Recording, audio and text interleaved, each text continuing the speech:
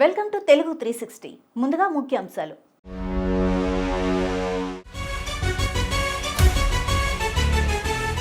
రైతే రాజులా ఉండాలన్న వైఎస్ఆర్ ప్రజల గుండెల్లో చిరస్మరణీయ స్థానం.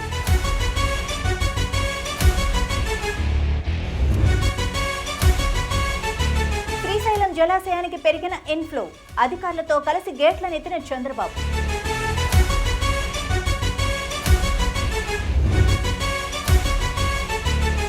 ఇప్పుడు కాకుంటే ఇంకెప్పుడైనా రెడీ, రేవంత్ రెడ్డికి కేటీఆర్ సవాల్.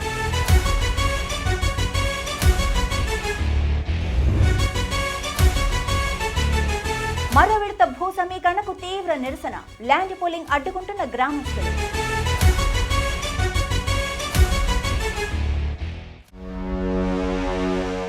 ఇక వివరాల్లోకి వెళ్తే, వైఎస్ఆర్ జయంతి కార్యక్రమంలో వైఎస్ఆర్సీపీ పార్లమెంటరీ నేత వైవి సుబ్బారెడ్డి పాల్గొన్నారు. ఈ సందర్భంగా వైవి సుబ్బారెడ్డి మాట్లాడుతూ, దేశంలో ఏ ముఖ్యమంత్రి చేయలేనంత మంచి చేసిన నాయకుడు వైఎస్ఆర్ అని, సంక్షేమం, అభివృద్ధి రెండు కళ్లలా భావించి పాలన అందించారన్నారు.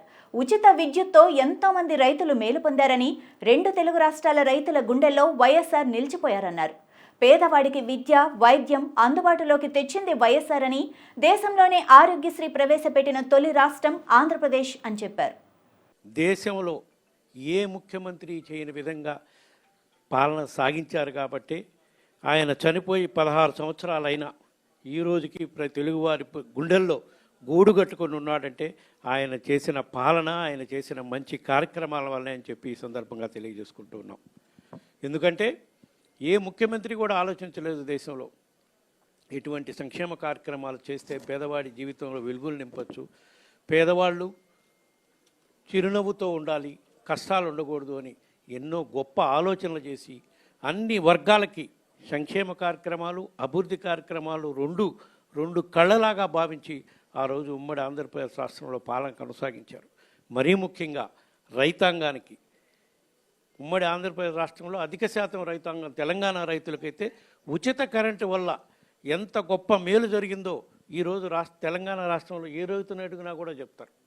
అంటే మనకన్నా తెలంగాణలో రైతాంగానికి ఎక్కువ కరెంటు మీద ఎక్కువ ఇది ఉంటుంది కాబట్టి ఇప్పటికీ రెండు తెలుగు రాష్ట్రాల్లో రైతులు రాజశేఖర రెడ్డి గారి పేరు చెప్పుకునే విధంగా ఆ రోజు ముఖ్యమంత్రి అయిన మొదటి రోజే తొలి సంతకమే ఉచిత కరెంటు మీద పెట్టి దేశంలోనే ఉచిత కరెంటు మొట్టమొదటి ఇచ్చిన రాష్ట్రంగా ఆంధ్రప్రదేశ్ రాష్ట్రం నిలబడే విధంగా చేశారు ఆ రోజు రాజశేఖర రెడ్డి గారు. అందుకే ఇప్పటికీ రైతులు ఎక్కడున్నా సరే రెండు తెలుగు రాష్ట్రాల్లో రాజశేఖర రెడ్డి గారిని వారిని గుండెల్లో పెట్టుకుని చూసుకునే కార్యక్రమాలు చేశారు. ఆ తర్వాత రాజశేఖర రెడ్డి గారు చేసిన గొప్ప మేలైన కార్యక్రమాల్లో చెప్పుకోదగ్గది పేదవాడికి విద్య, వైద్యం అందుబాటులోకి తీసుకురావడం కోసం ఆ రోజుల్లోనే దేశంలో మొట్టమొదటిసారిగా ఆరోగ్యశ్రీ కార్యక్రమం మొదలుపెట్టాడు. పేదవాడికి వైద్యం, ఉచిత వైద్యం ఎంత ఖర్చైనా చేయించే కార్యక్రమం ఆ రోజు స్వర్గీయ రాజశేఖర రెడ్డి గారు కలలగిని పెట్టిన పథకమే ఆరోగ్యశ్రీ పథకం. దేశంలో మొట్టమొదటిగా మన ఆంధ్రప్రదేశ్ రాష్ట్రంలో రాజశేఖర రెడ్డి గారు స్టార్ట్ చేశారు. అదేవిధంగా ఫీజు రియంబర్స్మెంట్, పేదవాళ్ళు ఇంజనీర్లు, డాక్టర్లు, ఐఏఎస్లు, ఐపీఎస్లు చదవాలంటే ధనికులే కాదు పేదవాడు కూడా అర్హుడు అని రెండు తెలుగు రాష్ట్రాల్లో ఎంతోమంది యువకులు ఈరోజు వివిధ దేశాల్లో వివిధ పదవుల్లో ఉద్యోగాల్లో ఉన్నారంటే అది రాజశేఖర రెడ్డి గారు ఆ రోజు రాష్ట్రంలో తీసుకొచ్చిన ఫీజు రియంబర్స్మెంట్ పథకం వల్లనే చెప్పి ఈ సందర్భంగా చెప్పుకోవాల్సిన అవసరం ఉంది. అదేవిధంగా సంక్షేమం, ఎవ్వరికి అర్హులైన ప్రతి వాళ్ళకి పార్టీలకు అతీతంగా, కులాలకు అతీతంగా అర్హులైన ప్రతి కుటుంబానికి సంక్షేమ పథకాలు ఇచ్చిన ఘనత స్వర్గీయ రాజశేఖర రెడ్డి గారిది ఆ రోజు ఉమ్మడి ఆంధ్రప్రదేశ్ రాష్ట్రంలో. ఇన్ని మేలైన కార్యక్రమాలు రాజశేఖర రెడ్డి గారు చేశారు కాబట్టి ఈ రోజుకి 16 సంవత్సరాలైనా కూడా ఆయన్ని ప్రజలు గుండెల్లో పెట్టుకొని ఈరోజు పూజించుకునే విధంగా చేస్తూ పోయారు. ఏపీ సీఎం చంద్రబాబు నంద్యాల జిల్లా శ్రీశైలంలో పర్యటించారు. ఈ సందర్భంగా శ్రీశైలం ప్రాజెక్టు వద్ద కృష్ణమ్మకు జలహారతిచ్చారు. అనంతరం ప్రాజెక్టు గేట్లు ఎత్తి నీటిని విడుదల చేశారు. అంతకుముందు ప్రాజెక్టు ఫోటో ఎగ్జిబిషన్ చంద్రబాబు తిలకించారు. ప్రస్తుతం జలాశయంలో గరిష్ట నీటి మట్టం 885 అడుగులు కాగా ప్రస్తుతం 880.80 అడుగులుగా ఉంది. ప్రాజెక్టు సామర్థ్యం 215 టీఎంసీలు కాగా ఇప్పటికే 192 టీఎంసీలు చేరటంతో శ్రీశైలం జలాశయంలోని కొన్ని గేట్లు ఎత్తాలని అధికారులు నిర్ణయించారు. ఈ కార్యక్రమానికి ముఖ్యమంత్రి చంద్రబాబు హాజరయ్యారు. ఎంతవరకు రాయలసీమ రిజర్వాయర్స్కి ఎంతవరకు వాటర్ లిఫ్ట్ చేస్తున్నారు? ఫ్లడ్ వాటర్ లాస్ట్ టైంకి మనము ఇప్పుడు కాదు, నేను అడిగేదంటే ఇప్పుడు ఎక్కువ వాటర్ వస్తుంది కాబట్టి ఇది కూడా ఫుల్ అవుతుంది. ఏది Nagarjuna Sagar what is the inflow నా 1,60,70,000 వస్తూ ఉంది. What is the prediction? ఈ వాటర్ అయితే ఒక 1 వీక్ వరకు తగ్గుతుంది సార్, తర్వాత ఇప్పుడు ఇది ఎంతవరకు ప్రొడిక్షన్ ఉంది, ఎంత వస్తుంది? 1,67,000 నుంచి మనకి 130 వరకు ఫాల్ ఉంది సార్. 1 వీక్ ఇచ్చాడు సార్. ఆఫ్టర్ 1 వీక్ మళ్ళీ అగైన్ రైజ్ అవుతుందని. అది వచ్చినప్పుడు అక్కడ ఎంత ఉంది గ్యాప్? నాగార్జున సాగర్ 150, కిందన పులిచింతల 175 ఉంది. 175 ఉన్నప్పుడు ఎగ్జాక్ట్గా 10 days అయితే ఫుల్ అయిపోతుంది. అంటే ఈలోగా ఇట్లేషన్ కూడా కొంత ఉంది సార్, పోతిరెడ్డి కూడా కొంత ఇట్లేషన్. నేను అందుకే కాదు ఇది డైవర్ట్ చేస్తే తప్ప రేపు వచ్చినప్పుడు వాటర్ అక్కడికి వెళ్ళిపోతే ఈ ట్యాంక్స్ అని నాకు ఫుల్ అవుతాయా లేదా? All reservoirs and Rayalaseema including Somasila. Okay, దానికి మీరు క్యాలిక్యులేట్ చేసుకొని ఈ వాటర్ డైవర్ట్ చేసి పంపించాలి. ఆల్ పంప్స్ కూడా ఆన్ చేసి హెచ్ఎన్ఎస్ఎస్ కానీ పోతిరెడ్డిపాడు కానీ ప్లస్ ముచ్చుమర్రి కానీ ఆల్ అన్నీ కూడా ఆన్ చేసి ఎక్కడికెక్కడ ఎంత ఫ్లెక్సిబిలిటీ ఉందో చూసుకొని మీరు పుష్ చేస్తే ఆల్ రిజర్వాయర్స్ లాస్ట్ టైం కంటే ఒక 20%, ఇంకా 10-15% ఎక్కువ పెరిగింది. వేరే సీజన్లో వాడుకోవాలి. That is the mandate. కూడా ప్రకాశం బ్యారేజ్ కూడా అది కూడా స్పీడప్ చేసాం సార్, మీరు మనం చెప్పినట్టుగా కొంచెం ఎర్లీగా స్టార్ట్ చేయించాం. అది కూడా అన్నిటి దగ్గర చేయాలి. వీళ్ళకి కూడా మీరు నా లెక్క ప్రకారం వీళ్ళకి కూడా ఇచ్చేసి మీరు right canal Nagarjuna Sagar right to left 2 వాళ్ళని తీసుకుంటారు.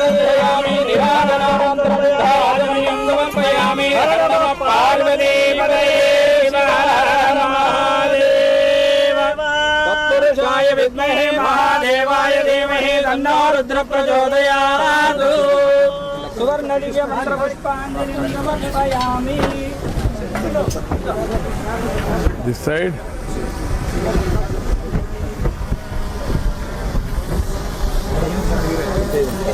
రండి.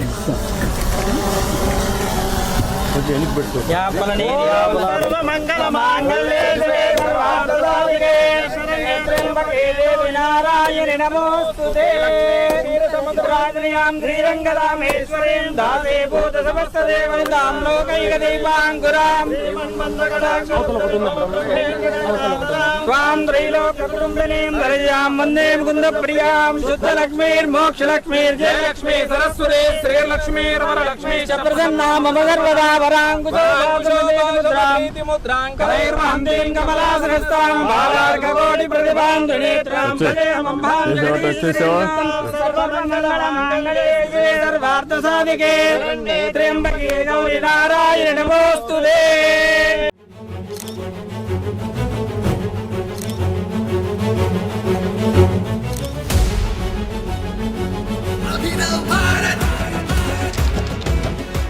వైఎస్ఆర్ రాజశేఖర రెడ్డి జయంతి సందర్భంగా ఆయన సతీమణి విజయమ్మ, జగన్ దంపతులు, పలువురు వైసీపీ నేతలు ఇడుపులపాయలో ఆయన సమాధి వద్ద ప్రత్యేక ప్రార్థనలు చేసి నివాళులర్పించారు. ఈ సందర్భంగా ఆత్మసాక్షిగా జగన్ తీవ్ర భావోద్వేగానికి లోనయ్యారు. మిస్ యూ డాడ్ అంటూ ఆ భావోద్వేగాలు, ఫోటోలు అభిమానులతో కూడా షేర్ చేసుకున్నారు.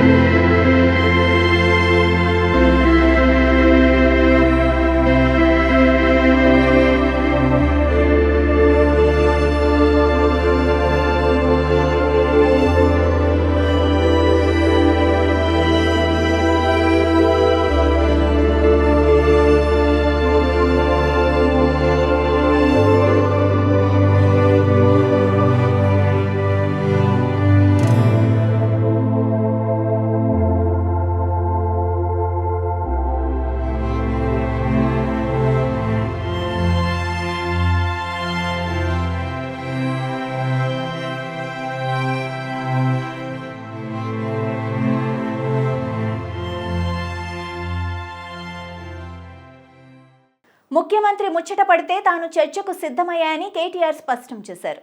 గతంలో ఎన్నోసార్లు సవాలు విసిరి తప్పించుకుపోయిన విషయాన్ని గుర్తు చేశారు. కొడంగల్లో ఓడిపోతే రాజకీయ సన్యాసం తీసుకుంటానని సవాల్ చేసి 6 నెలలు తిరగకముందే మల్కాజ్గిరిలో ఎంపీగా పోటీ చేస్తేవి. హైదరాబాద్ జీహెచ్ఎంసీ ఎన్నికల్లో బీఆర్ఎస్ గెలిస్తే రాజకీయాల నుంచి తప్పుకుంటా అంటివి. అందుకే నువ్వు మాట మీద నిలబడే మనిషివి కాదని రేవంత్ రెడ్డిని ఉద్దేశించి కేటీఆర్ మాట్లాడారు. చర్చకు మేము వచ్చినామంటే రేవంత్ నువ్వెక్కడ? చర్చకు మేము వచ్చినాం, చర్చకు మేము వచ్చినాం. ఆయన ముఖ్యమంత్రి గారికి సవాల్ చేసుడు పారిపోడు కొత్తేం కాదు. మీకు యాదుకుండాలి, 2018లో ఇదే సిపాయి డైలాగులు పెట్టిండు. కొడంగల్లో నేను ఓడిపోతే రాజకీయ సన్యాసం చేస్తా అన్నాడు. 2018లో ఓడిపోయిండు మా పట్నం నరేందర్ రెడ్డి గారి చేతిలో. ఓడిపోయిన తెల్లారో మర్నాడో సిగ్గు తప్పి మాట తప్పి మళ్ళీ పార్లమెంట్ ఎన్నికల్లో తగుదునమ్మని మళ్ళా నిలబడ్డాడు. అంతకుముందు కొట్టిండు డైలాగ్ 2015లో జీహెచ్ఎంసీలో కనుక టీఆర్ఎస్ సొంతంగా గెలిస్తే నేను రాజకీయ సన్యాసం తీసుకుంటా అన్నాడు. మళ్ళా అప్పుడు కూడా మాట తప్పిండు. ఇవాళ కూడా తొడగొట్టిండు, సవాల్ చేసిండు. రైతుల మీద, యువత మీద ఎప్పుడు వస్తావో రా, కేసీఆర్ వస్తాడా కేటీఆర్ వస్తాడా రండి అన్నాడు. మరి నువ్వు రా రా రా అంటే నేను వచ్చిన, నువ్వేమో పత్తలేవు. రైతు బంధు మీద చర్చ అన్నావు, అదేవిధంగా రైతు శ్రేయస్సు మీద చర్చ అన్నావు, యువతకు ఇచ్చిన ఉద్యోగాల మీద చర్చ అన్నావు. అన్నిటికీ మేము సిద్ధంగానే ఉన్నాం. రేవంత్ రెడ్డి గారికి మళ్ళొక మాట చెప్తా ఉన్నాను, నువ్వు ముఖ్యమంత్రివి, నేను ఒప్పుకుంటా. నువ్వు నాకంటే ఎక్కువ బిజీగా ఉంటావు, నీకు నాకంటే ఎక్కువ పని ఉంటుంది, నేను ఒప్పుకుంటా. అందుకే మళ్ళొకసారి చెప్తా ఉన్నా ముఖ్యమంత్రి గారు, ప్లేస్ మీరే డిసైడ్ చేయండి, టైం మీరే డిసైడ్ చేయండి. ఆఖరికి నీ జూబ్లీ హిల్స్ ప్యాలెస్ కు రమ్మంటే కూడా తప్పకుండా వస్తాం. కానీ మీరు ఏ అంశం మీద చర్చ పెట్టినా మేము సిద్ధంగా ఉన్నాం. కేసీఆర్ తయారు చేసిన గులాబీ దండు, గులాబీ సైనికులం సిద్ధంగా ఉన్నాం. మాట్లాడుతూ ముఖ్యమంత్రి ఆయన మంత్రులు కొత్త పదం నేర్చుకున్నారు. మేము కేసీఆర్ను రమ్మన్నాం.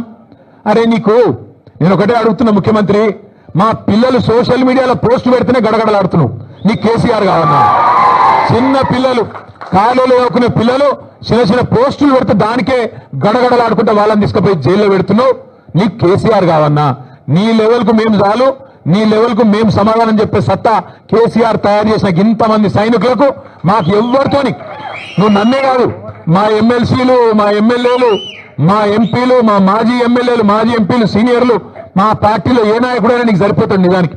కానీ నువ్వు ముచ్చట పడుతున్నావు, పేరు తీసుకున్నావని నేను వచ్చినా, మళ్ళా నువ్వు ఎప్పుడు పిలిచినా వస్తా. లేదా నీకు చర్చ చేసే ధైర్యం లేదు, స్పీకర్ గారిని అడ్డం పెట్టుకొని మైక్ కట్ చేసుకుంటా అసెంబ్లీనే టైంపాస్ చేస్తా అంటే అది కూడా ప్రజలు చూస్తా ఉన్నారు.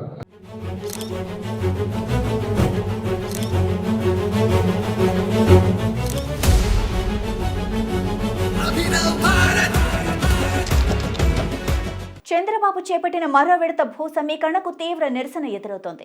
పూర్తిగా టీడీపీ ప్రాబల్యం ఉన్న తుళ్లూరు మండలంలోని పెద్దపరిమి గ్రామంలోనే భూములు ఇచ్చేందుకు స్థానికులు నిరాకరిస్తున్నారు. తొలి విడతలో తీసుకున్న భూములకే ఇంతవరకు అతిగతి లేదని ఆగ్రహం వ్యక్తం చేస్తున్నారు.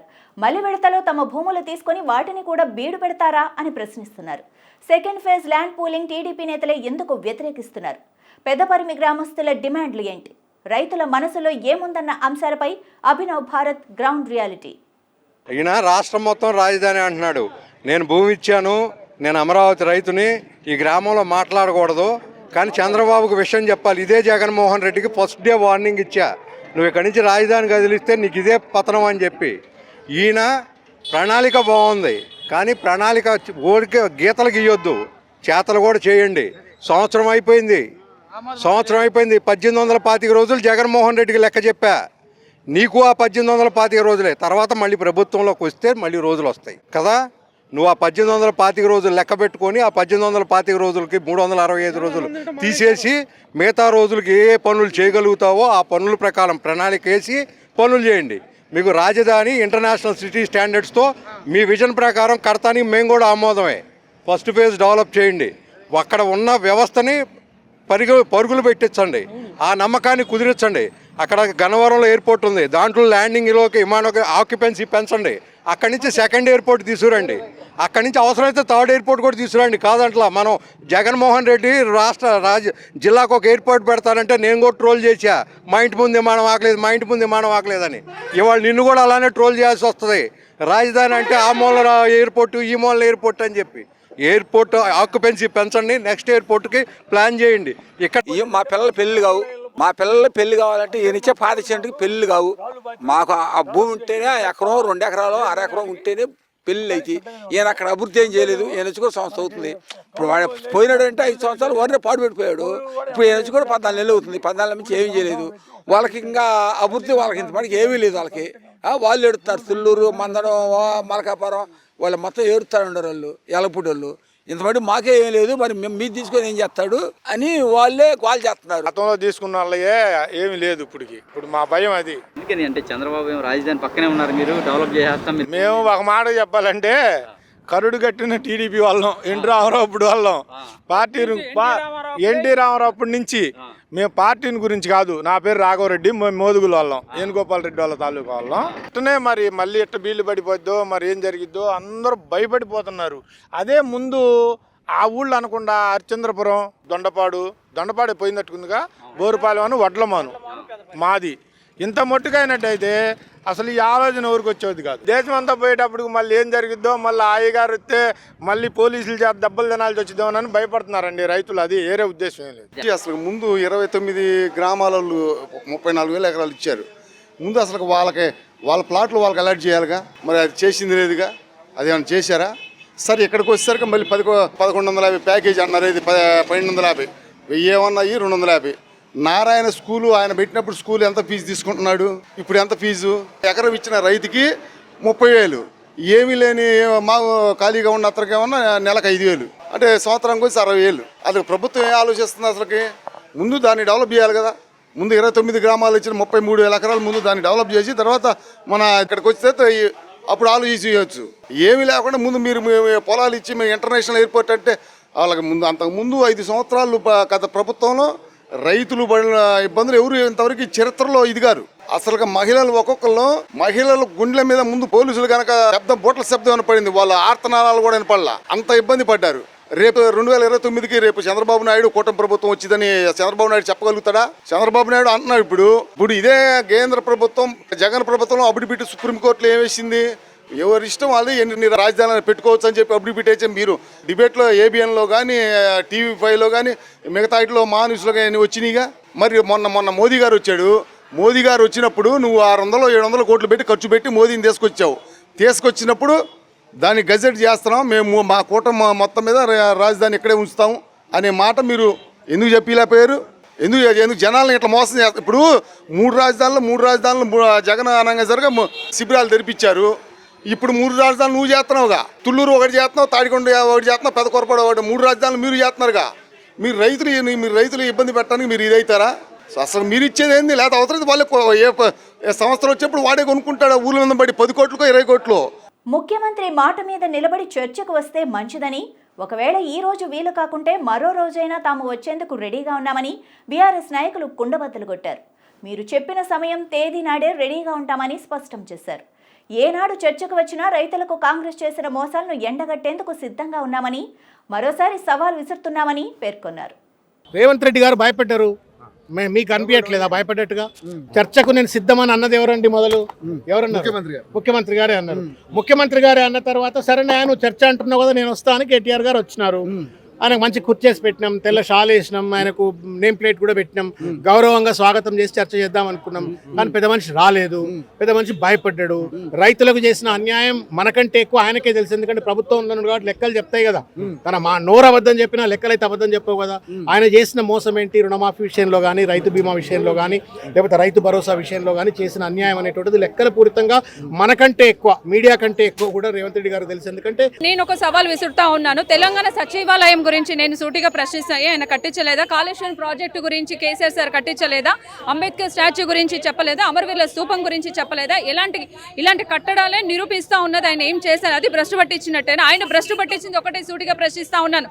తెలంగాణ రాష్ట్రంలో సచివాలయం కట్టించినప్పటికీ కూడా అక్కడ తెలంగాణ తల్లి విగ్రహాన్ని కదిలించి పెట్టిన లాంటి వ్యక్తి ఈరోజు ఇందిరాగాంధీ తర్వాత రాజీవ్ గాంధీ విగ్రహాలు పెట్టుకుంటూ పోతున్నారు. ఎవరు భ్రష్టు పట్టించారని నేను సూటిగా ప్రశ్నిస్తున్నాను. కేవలం రేవంత్ రెడ్డి గారు సీఎంగా ఎన్నికైన తర్వాత కూడా యావత్ తెలంగాణ ప్రజలకు ఏమి చేయాలనేది ఆలోచించుకోవాలి. కానీ అనవసరమైన మార్పు చేర్పులు చేసుకుంటూ కల్వ కుటుంబం మీద ఎలాంటి నిందలు మోస్తూ చేతగాని పనులు తప్ప ఇట్లాంటివి ఎదుర్కొంటే ధైర్యంగా ఆనాడు 2018లో కొడంగల్ ఓడిపోతే రాజకీయ సన్యాసం తీసుకుంటా అన్నాడు, తీసుకోలేదు, తోక ముడిచిండు. ఆ సన్యాసి మా దరిద్రం కొద్దీ ఏదో తెలంగాణ ప్రజలు అలవి కాని హామీలను నమ్మి ఓట్లేసి గద్దెనెక్కించారు.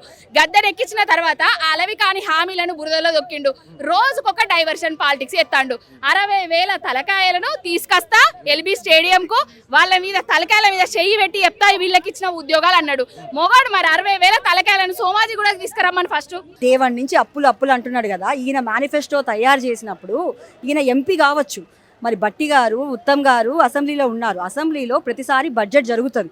బడ్జెట్ జరిగినప్పుడు ఖచ్చితంగా అక్కడ శ్వేతపత్రం పెడతారు కదా, ఎంత అప్పు ఉంది, ఎంత ఆదాయం ఉంది, ఏం చేస్తున్నాం, ఎంత డబ్బు వస్తుంది, ఎంత డబ్బు పోతుంది. ఆ రోజు తెలియదా వీళ్ళకి అప్పు ఉందని? మరి అప్పులు ఉంచుకొని వీళ్ళు ఎందుకు మేనిఫెస్టో 100 రోజుల్లో మేము 6 గ్యారెంటీలు చేస్తామని వీళ్ళు మేనిఫెస్టో తయారు చేశారు. అది మేము కేసీఆర్ గారు చేసిన మేనిఫెస్టో కాదు కదా. కేటీఆర్ గారు ప్రజల పక్షాన మాట్లాడడం కోసం ఒక సవాలు విసిరారు. బహిరంగ చర్చకు రండి, సోమాజీ కూడా ప్రెస్ క్లబ్ వేదికగా మాట్లాడుకుందాం, నువ్వు చెప్పేటివన్నీ అబద్ధాలు, ప్రజలందరూ 6 గ్యారెంటీల కోసం 420 హామీల కోసం వెయిట్ చేస్తూ ఉన్నారు, నీకు దమ్ము ధైర్యం అంటే రా, నువ్వేం చేసాం మాడతాం, మేమేం చేసాం మాడతామని చెప్పిండు. ఈరోజు ఆయన లేడు, పారిపోయినటువంటి పరిస్థితి. ఆయన ఊళ్ళో ఉన్న సమయంలో మళ్ళొకసారి ఛాలెంజ్ చేయమనండి. సమయం కానీ లేదా ప్లేస్ కానీ అంతా ఆయన నిర్ణయానికి వదిలిపెడతాం. ఏ రోజైనా కూడా రావడానికి సిద్ధం. 2 అది శాసనసభ అయినా శాసన మండలి అయినా ఇంకెక్కడైనా కూడా ఈ శాసనసభ శాసన మండలిలో జరిగినప్పుడు మైకులు కట్ చేసి అసత్యాలను వాళ్ళు మాట్లాడేటివన్నీ కూడా సత్యదూరమైనటువంటి మాటలు మాట్లాడి దానికి సరి అయినటువంటి ప్రశ్న వివరణ మేము ఇచ్చేటువంటి ప్రయత్నం చేసే క్రమంలో మాత్రం మైకులు కట్ చేస్తూ ఉన్నారు. ముందుగా ప్రజలకు ఒక నమ్మకం, అంటే ముఖ్యమంత్రి ఏం మాట్లాడుతున్నారు, ప్రతిపక్షాలు ఏం మాట్లాడుతున్నాయనే ఒక ప్రజల్లో కనుక వచ్చి ఉంటే డెఫినెట్గా అలా నిజాలు గమనించే ప్రయత్నం చేస్తారు వాళ్ళు. ఆ టైంలో ముఖ్యమంత్రి గారు ప్రతిపక్షంలో ఉన్నప్పుడు రేవంత్ రెడ్డి గారి మాటలు వేరు, కానీ ప్రభుత్వంలోకి వచ్చినాక ఒక ముఖ్యమంత్రిగా ఒక మాట మాట్లాడినప్పుడు ఆ మాటకు విలువ ఉండాలి. ఆ మాటకు ఆయన విలువించుకోవాలి. ఫస్ట్ ఆయన నోట్లకెళ్ళి ఒక మాట వస్తుందంటే దానికి ప్రజలు నమ్మాలి, అంటే ఆ మాట మీద ఆయన నిలబడాలి. ఆ మాట మీద ఆయన నిలబడకుండా ప్రతిసారి ఏదో మా స్పీచ్ల ఫ్లోలా ఆయనతో సవాల్ చేసేసి నేను అట్లా చేస్తా ఇట్లా చేస్తా నేను బాగా చేస్తా, లేకుంటే కేటీఆర్ వస్తారా కేసీఆర్ వస్తారా అంటే వచ్చి చూపెడతాం కదా. ప్రజలకు నిజాలు తెలవాలి కదా. స్వయంగా ముఖ్యమంత్రి గారే సవాల్ విసిరింది కదా, సవాల్ విసిరింది మేము కాదు కదా. ముఖ్యమంత్రి గారు సవాల్ విసిరినప్పుడు చర్చకు రమ్మని, మరి నువ్వు అన్న డేట్ ఫిక్స్ చేయాలి, నువ్వు ఫిక్స్ చేయకపోతే మేము డేట్ ఫిక్స్ చేస్తాం కదా. 2-3 రోజులు చూసినాము, నువ్వు రాలేదు. ఈరోజు సోమాజీ కూడా ప్రెస్ క్లబ్లో మేము చర్చ పెడతాము, 11 గంటలకు నువ్వు రావాలి అని చెప్పేసి కేటీఆర్ గారు వారు పిలుపునివ్వడం జరిగింది. సరే, ఆయన అంటే పాపం ఢిల్లీకి మూటలు మోయాలి, ఢిల్లీ మూటలు మోయకపోతే కూర్చుండదు. ఇవి ఇప్పటి వరకున్న అప్డేట్స్. మరిన్ని అప్డేట్స్తో మళ్ళీ కలుద్దాం. అంతవరకు చూస్తూనే ఉండండి అభినవ్ భారత్.